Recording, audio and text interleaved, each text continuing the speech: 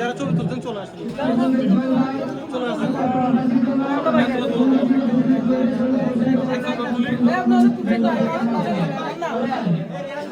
video বন্ধ করেন